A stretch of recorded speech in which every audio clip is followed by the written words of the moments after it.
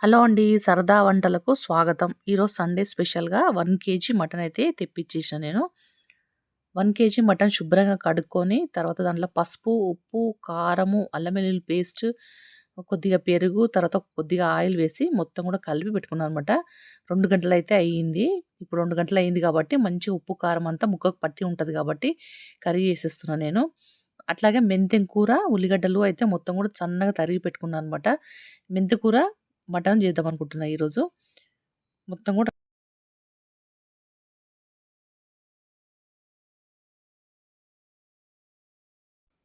Stove పైన గిన్నె పెట్టుకొని, దాంట్లో ఒక 3 పావులైతే ఆయిల్ పోసేసుకున్నా నేను. ఆయిలు మనది స్పూన్ అనేది కొద్దిగా పెద్దగుందండి నాది. మటన్‌లో గాని, చికెన్‌లో గాని కొద్దిగా ఆయిల్ ఎక్కువనే పడతది కాబట్టి ఎక్కువనే పోసుకున్నా అనమాట. ఇంకోటి పెద్ద స్టవ్ మీద చేస్తున్నా. మనకేంటంటే మటన్ తొందరగా అయిపోతదన్నట్టు స్టవ్ జనరల్ స్టవ్ కాదు. కొంచెం పెద్ద స్టవ్వే ఏస్తున్నా. స్టవ్ మీదే వేసేస్తున్నా. ఆయిల్ అయితే వేడెక్కింది. తర్వాత మెంతి కూర ఆయిల్‌లో వేసేసి మంచిగా దోరగా వేయించుకోవాలి. మెంతికూర వేగిపోయిందండి. ఉల్లిగడ్డలు వేసేసుకున్నా. ఉల్లిగడ్డలు గూడా మంచిగా కలుపుకొని, మంచి రంగొచ్చే వరకు ఉల్లిగడ్డలు గూడా వేయించుకోవాలి. వేయించుకున్న తర్వాత వేగిపోయినాయి చూడండి. వేయించుకున్న తర్వాత మనం కలిపి పెట్టుకున్న మటన్ అనేది గిన్నెలో ఏసేసుకోవాలి. గిన్నెలో ఏసేసుకొని నీట్‌గా కలుపుకోవాలనమాట. చిన్న మంట పైనైతే కలిపేసుకోవాలి. మటన్ అనేది మంచిగా నూనెలో అయితే ఫ్రై అవ్వాలండి. కాసేపు మూత పెట్టుకున్న తర్వాత ఇట్లా వాటర్ అయితే వచ్చేస్తుంది. తర్వాత ఇంకా కాసేపు మంచిగా వేయించుకోవాలి. వేయించుకున్న తర్వాత కొద్దిగా అయితే వాటర్ ఏసేసుకోవాలి మనం.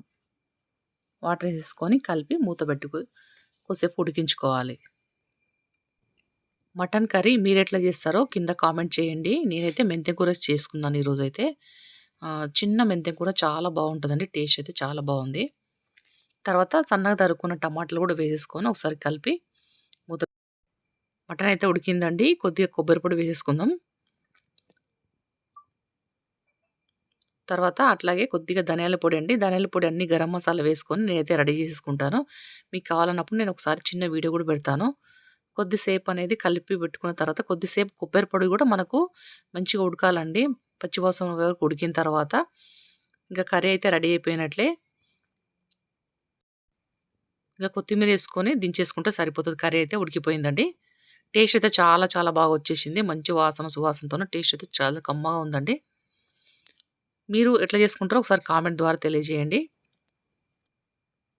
తర్వాత బగారా రైస్ కోసం అయితే పాత బియ్యం అండి 3 సార్లు, 4 సార్లు కడిగి ఒక అర్ధగంట ముందే నేను నానబెట్టి పెట్టుకున్నాననమాట. పాత బియ్యం అయితే ఏమైద్దంటే మనకు మంచిగా ఇస్తదనమాట బగారా రైస్ అనేది. పుదీనా, కొత్తిమీర, కరివేపాకు అన్నీ కడిగి పెట్టేసుకున్నా. అట్లాగే ఉల్లిగడ్డలు, కాజు, పచ్చిమిరపకాయలు, తర్వాత గరం మసాలా అండి మొత్తం కూడా అన్నీ వేసేసుకున్నా. తర్వాత ఫ్రెష్‌గా నూరి పెట్టుకున్న అల్లం వెల్లుల్లి పేస్ట్ రెడీగా పెట్టేసుకున్న. తర్వాత స్టవ్ పైన గిన్నె పెట్టేసుకొని 2 టేబుల్ స్పూన్‌ల ఆయిల్ అయితే పోసేసుకున్నాననమాట. తర్వాత ఉల్లిగడ్డలు పొడుగ్గా తరిగేసుకున్నా అండి. దీనికి మనకు బగారా రైస్‌కొచ్చేసి పొడుగ్గా తరుక్కున్న ఉల్లిగడ్డలు, అట్లాగే 2 పచ్చిమిర్చి చీల్చుకున్న పచ్చిమిరపకాయలు, కాజు వేసేసుకొని మంచి మంట పైనైతే చిన్న మంట పైన నీట్‌గా వేయించుకోవాలి.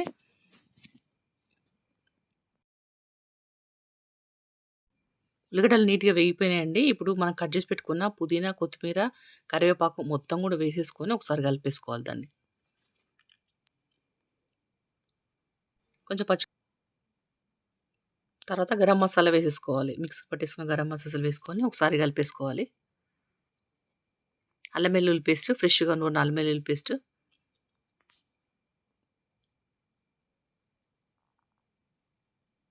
కొద్దిగా ధనియాల పొడి అన్నీ గూడా వేసుకొని ఒకసారి మళ్ళొకసారి మంచిగా నీట్‌గా కలుపుకోవాలండి.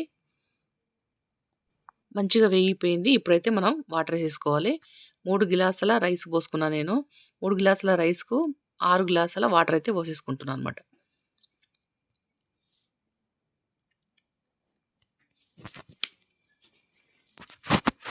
రుచికి సరిపడా కొద్దిగా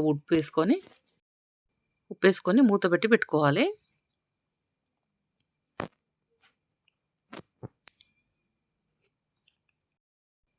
వాటర్ అయితే బాగా మరలుతున్నాయండి. బాగా మరిలిన వాటర్‌లో మనము ఆల్రెడీ నానబెట్టుకున్న రైస్ అనేది వేసేసుకోవాలి.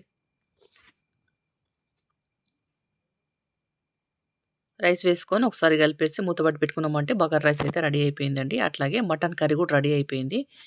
ఈ వంటలు మీకెలా అనిపించినాయో కామెంట్ ద్వారా తెలియజేయండి. అట్లాగే మన సరదా వంట ఛానెల్‌ను లైక్ చేసి సబ్స్క్రైబ్ చేసుకోండి.